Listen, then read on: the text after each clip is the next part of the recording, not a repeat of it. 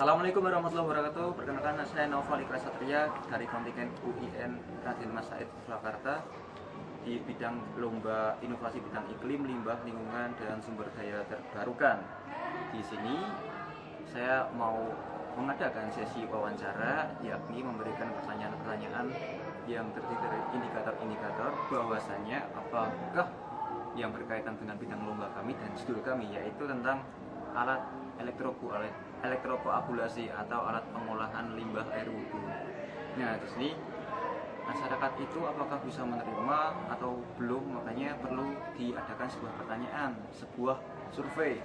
Maka dari itu, disinilah kami akan mengadakan sesi wawancara terhadap masyarakat awam, dan kebetulan ini juga pemuda-pemudi yang sangat bersemangat dan tentunya paham tentang lingkungan masjid, seperti itu. Baik, perkenalan dulu dari mbaknya yang sebelah paling kiri. Mbak siapa? Celina. Rafina. Mas Iyo. Oke, apa kabar hari ini? Assalamualaikum. Waalaikumsalam. Kabar baik ya, alhamdulillah. Mohon maaf suaranya agak ditambah lagi, di volumenya dikeraskan lagi seperti itu. Ini Mas Mbak, saya Noval mau mengatakan pertanyaan berkaitan dengan lomba yang kami adakan insya Allah nanti. Nah, ini kan tentang elektrokoagulasi, itu kan merupakan alat penjernih air.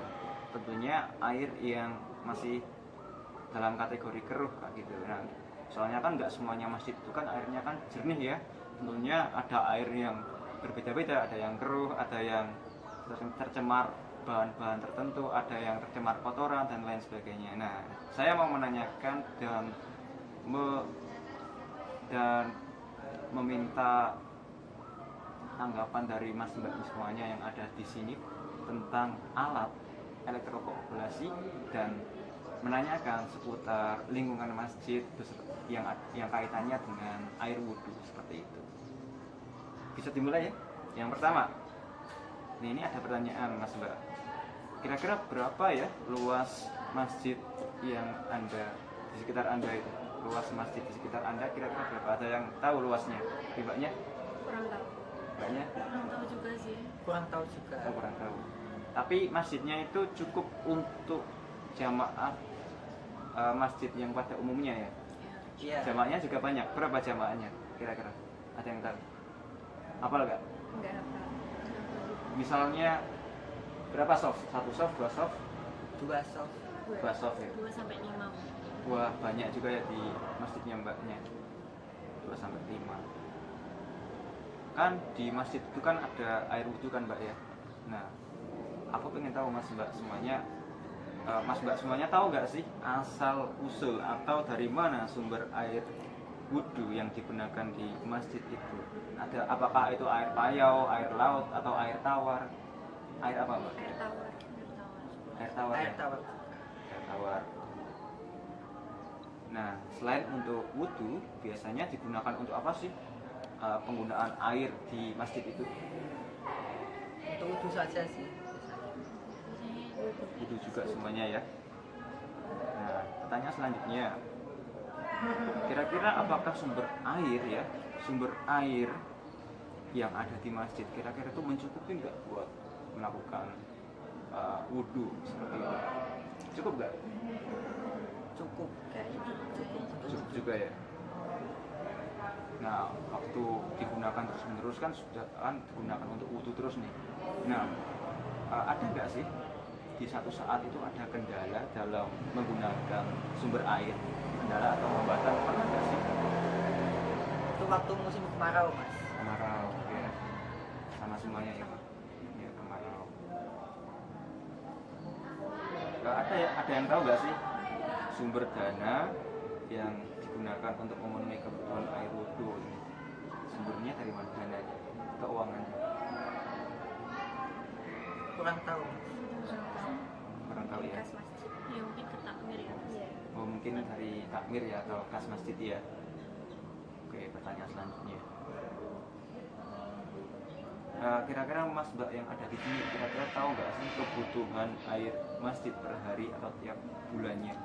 berapa liter gitu atau berapa galon? Kurang tahu. Konversi kayak baik. Nah, ini ada pertanyaan lagi. Nah, pertanyaannya unik nih. Apakah ada peningkatan kebutuhan air dari tahun ke tahun? Maksudnya semakin kesini tuh peminat atau penggunaan air wudhu itu semakin nambah atau gimana?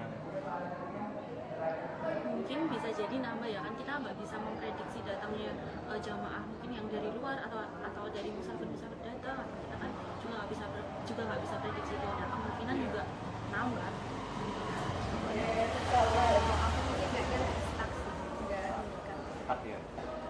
Maksudnya Kalau aku ada penambahan air ya, karena kan di samping masjid itu ada perumahan dan tentunya pohon-pohon itu udah hampir tidak ada di samping-samping masjid. Jadi kebutuhan air juga harus meningkat. jawabannya bagus sekali dari Mas Mbaknya. Pertanyaan selanjutnya Mas Mbak. Nah, ini kan tentang inovasi ya kan ya Mbak. Berarti ada suatu ide baru dan karya-karya baru, terusan baru dan kaitannya itu untuk mengatasi masalah, solve the problem. Nah, ini ada pertanyaan nih. Kira-kira kalian atau Mas Mbaknya ini pernah nggak sih kepikiran untuk mendaur ulang atau merecycle atau menggunakan kembali air wudhu, jadi didaur ulang kayak gitu? Kepikiran nggak sih? Sebenarnya nggak kepikiran sampai ke situ ya, cuman mikirnya kalau mungkin dari sumbernya itu udah kurang bagus, mungkin kita bisa nyiptain alat di situ, mungkin bisa. Tapi kalau terkait alat yang mendaur ulang dari wudhu itu tuh belum kepikiran sampai situ sih. Kalau Masnya? Kalau saya tidak berpikir sampai situ, soalnya kan untuk zaman modern saat ini kan selain pakai air sumur juga bisa pakai air PDAM, Mas. Seperti itu. Kalau Mbaknya? Kalau aku juga lebih nggak kepikiran untuk membuat alat seperti itu sih. Mungkin kalau air yang sama kayak mbaknya tadi, kalau sumbernya air itu di filter tuh bisa. Cuma kalau air limbah yang untuk Diolah diolah kembali. kembali tuh Pikiran. Oke. Jawaban yang bagus. Oke, pertanyaan selanjutnya. Tadi kan tentang kepikiran nggak sih atau terbesit nggak sih tentang ide-ide kayak gitu. Nah, ini ada pertanyaan lagi. Pernah nggak sih dengar kayak teknologi atau proses daur ulang air limbah menjadi air yang bisa digunakan kembali, yang digunakan untuk wudhu? Pernah dengar nggak sih? belum pernah. Belum pernah. Belum pernah. Oke, pertanyaan selanjutnya.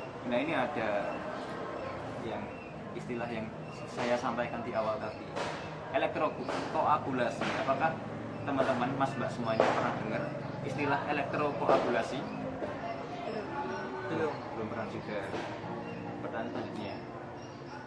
Nah, misalnya kami benar-benar mengadakan atau melakukan treatment atau percobaan mendaur ulang air wudhu yang sudah jatuh lalu digunakan kembali. Bagaimana respon Mas Mbak semuanya bahwa ada yang namanya proses elektrokoagulasi? Responnya gimana respon?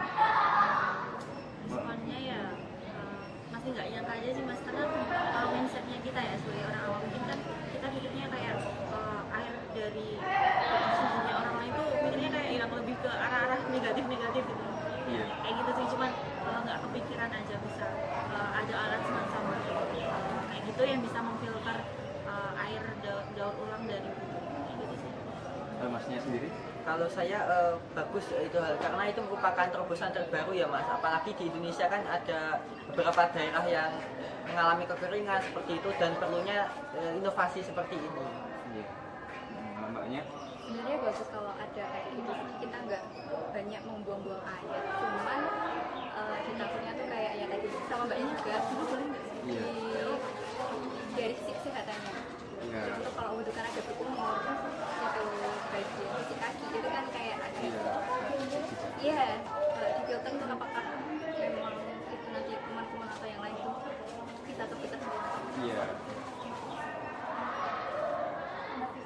Nah, ini ada pertanyaan menyangkut mau atau tidaknya. Nah, apakah Mas Mbak semuanya yang ada di sini bersedia misalnya alat atau penggunaan elektrokoagulasi ini diterapkan di lingkungan masjid Mas Mbak semuanya?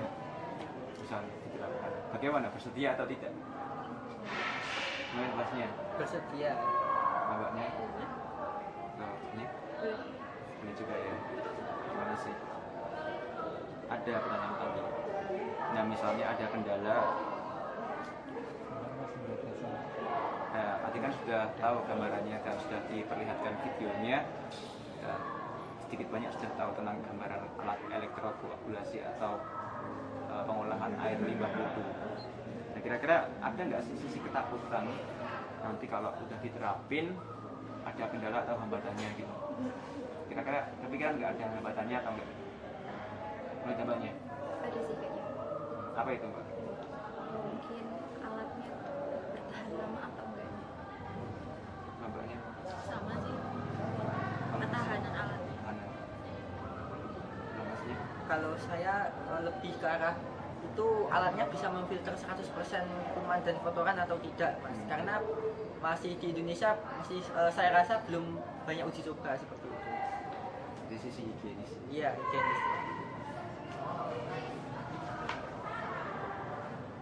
Nah, Mas Mbak semua tentunya beragama Muslim dan kita semua beragama Muslim. Menurut Mas Mbak pribadi, apa yang menjadi syarat air wudhu itu sah digunakan? Nggak berwarna, nggak bau, bersih. Itu dari sama nggak berwarna, nggak berbau, terus itu sih bersih. Jernih, tidak berwarna, tidak berbau. Terus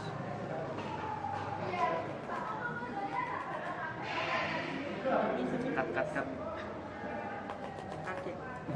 kurang khusus Lanjut aja. monggo diedit.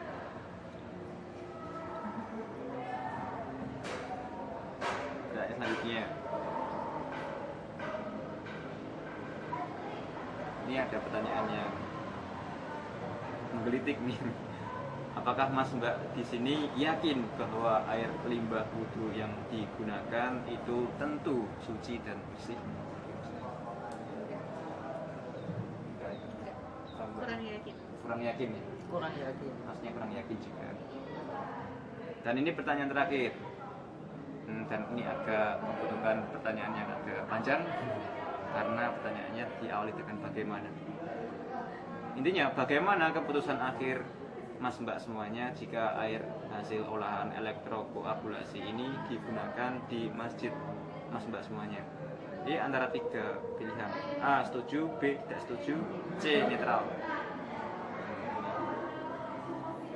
Kalau aku mending ke netral aja sih mas. Netral.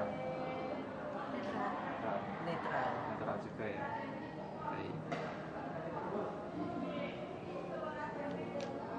Baik saudaraku semuanya, butir-butir pertanyaan sudah saya tanyakan dan sudah beliau jawab, dan jawabannya cukup memuaskan dan mengejutkan.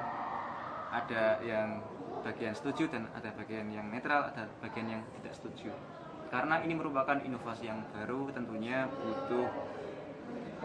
butuh penyuaraan, kampanye, promosi lagi dan lagi di lingkungan masyarakat awam, lingkungan masyarakat umum, tentunya di umat muslim, agar umat muslim tahu bahwasanya terdapat proses pengolahan air limbah wudhu berdasarkan elektrokoagulasi seperti itu. Terima kasih untuk Mas Mbak semuanya yang bersedia sudah saya tanya, wawancarai. Semoga berkah dari pertanyaan-pertanyaan ini. Terima kasih. Wassalamualaikum warahmatullahi wabarakatuh.